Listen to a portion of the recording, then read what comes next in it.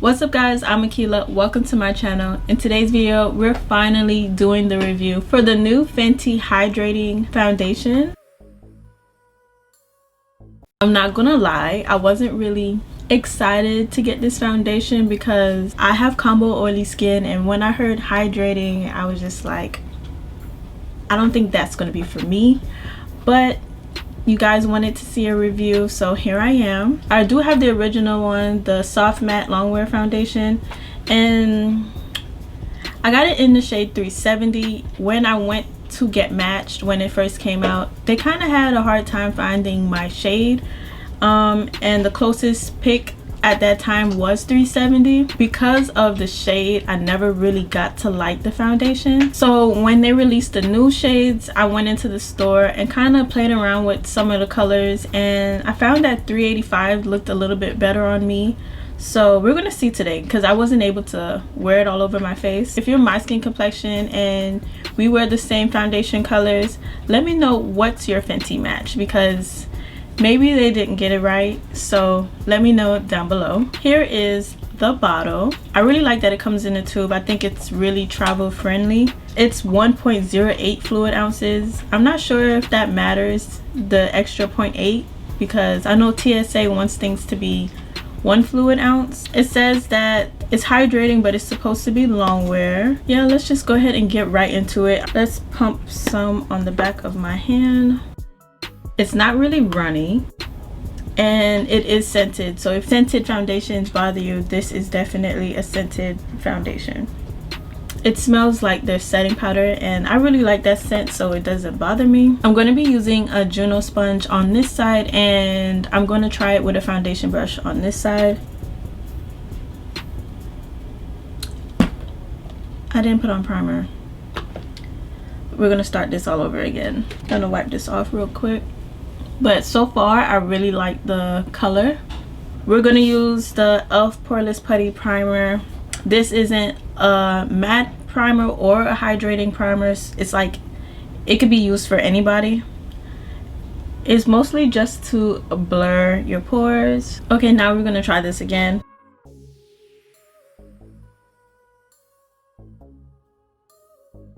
And here is what it looks like on one side. I think it looks good. Yes, it does look dewy. I'm gonna give it some time to set, and it did a good job covering my acne scarring.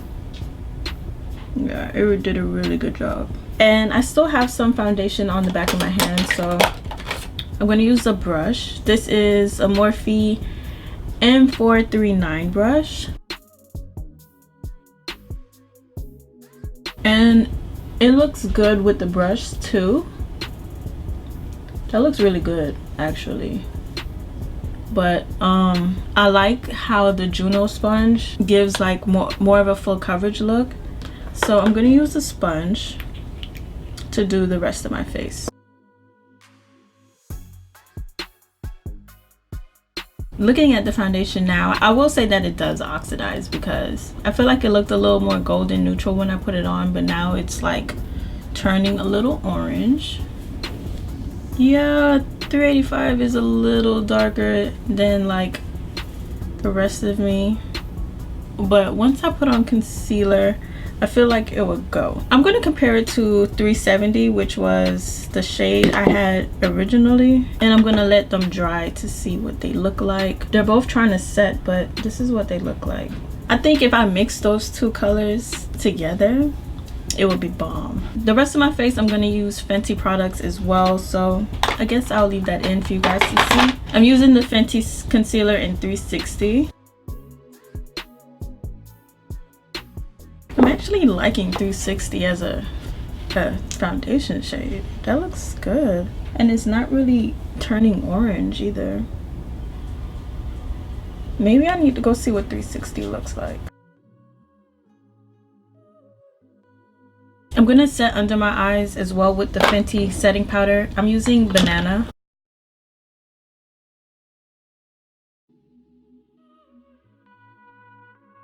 I don't really bake, so I'm gonna go ahead and take my Sephora Micro Smooth and buff in the powder and kick off the excess.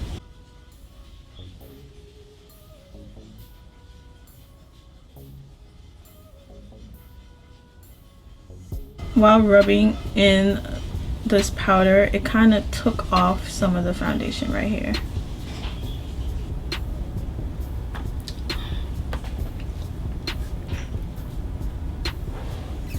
Under my eyes look so freaking creasy right now. I'm trying to figure out what I want to do about that, because I don't want to take off all of my foundation and do under my eyes all over again. But this is a freaking mess. Can you guys see it up?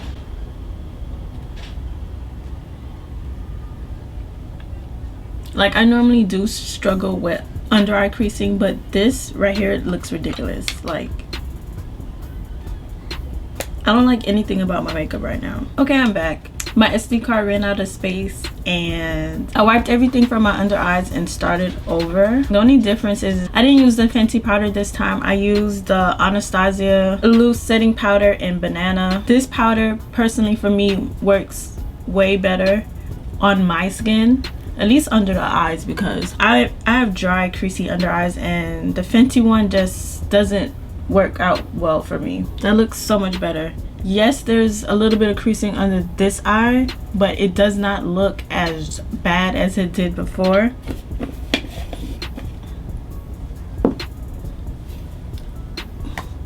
Like, all I can see in person is like a band of redness from the foundation, like turning red. Can you guys see that? All right, let's just get into bronzer.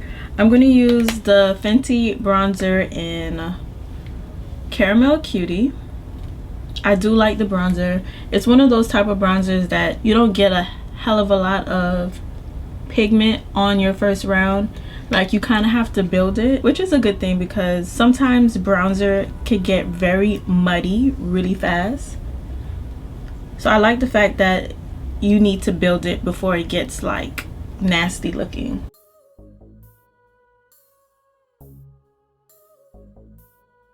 And I'm going to take the bronzer down my nose.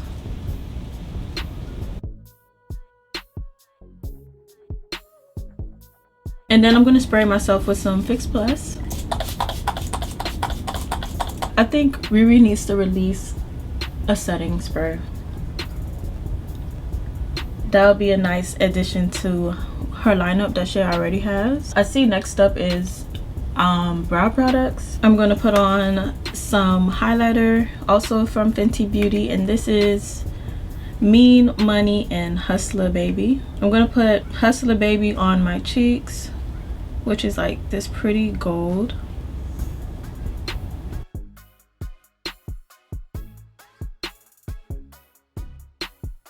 And I'm going to put Hustler Baby on my nose. Hustler Baby is not that much like in your face and golden as Mean Money. And then since this kind of looks harsh, I take my powder brush and I just go over it. And this is my Fenty base minus the loose setting powder. I'm gonna go ahead and do the rest of my makeup and I will be back. Okay guys, I am back and this is my final look. Let's go ahead and talk about the foundation before I go ahead and do this wear test. What I do notice is that I have like forehead creasing, which isn't like out of the ordinary, but it looks more pronounced than normal. I'm not really liking the shade of foundation either. Like, I just feel like I have like a mustache right here, like a beard. It's 4:32 right now. I'm gonna try to give it at least 5 hours, so I'll be back. Okay guys, I am back. It is now 8:32. I wanted to go another hour, but I'm tired and I just want to take my makeup off so bad. But for this to be a hydrating formula for foundation, it held up really good. Like, I'm not really that oily. Yeah, I do see some oil on my nose and like a little bit right here, but this is not bad. This foundation wore a lot better than I thought it would. I like this formula a lot more than the the original soft matte formula. If you saw my last foundation review for the Anastasia foundation, I returned it. It's not that it wasn't a good foundation. It was a hydrating formula as well, but it didn't keep the oil at bay like this one is. So after trying out this foundation, I do not regret returning that one. I think I will keep this foundation. I just need to find a better shade for me. Even though I do think if I was to mix these two together, it would probably be the perfect match. But it's 2019. I'm not trying to mix foundations anymore. Sorry, not sorry. But I'm not gonna lie, I know everybody on Instagram is probably tired of hearing me talk about this Dose of Colors foundation, because after I tried that Dose of Colors foundation, like, I'm like this foundation snob. Like, I don't like anything. I still haven't tried a foundation that's better than that foundation. But yeah guys, that wraps up today's video. If you found today's video helpful, please give it a thumbs up, and if you aren't already, please subscribe to my channel, and I will see you guys next time. Bye.